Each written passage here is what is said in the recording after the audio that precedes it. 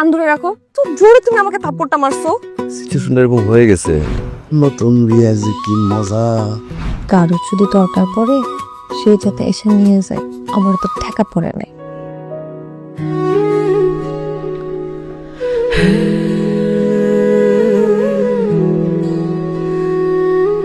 শুধু তোমার পরিবার না, পুরো পৃথিবীটাকে আগলে রাখতে পারবো, শুধু তুমি আমাকে আগলে রেখো।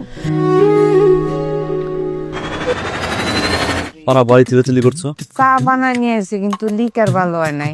এক কাম করতে গেলে আরেক কামের কথা মনে থাকে না। না মা বাপ কি কোনো কাম শিখায় নাই? মায়ের কাছে কি শিখাইছো? আমি ভাবির হাতে রান্না খাবো না মানে না। আমিও জীবনে ওর রান্না খাই না। মা মনে হয় তোমাকে একটু বেশি ভালোবাসে।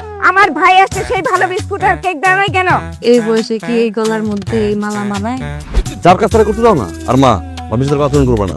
ভালো করে কাম করবা, মনোযোগ দিয়া। আন থেকে বাড়ির সব কাজ আপনি করবেন।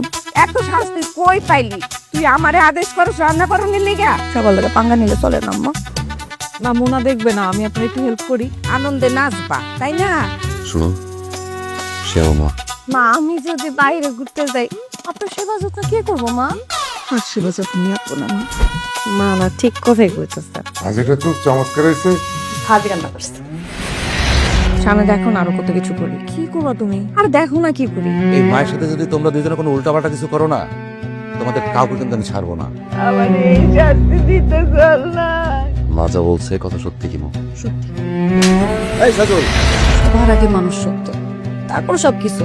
কিন্তু আমরা সমাজ সবসময় দেখি যার টাকা পয়সা আছে তারা অনেক বড় করে রাখে, আর যার টাকা পয়সা নাই তারা আমরা সব থেকে ছোট করে রাখি। কিন্তু দেখেন শরীর কাটতে কিন্তু সবার রক্ত একই, আমরা সবাই মানুষ।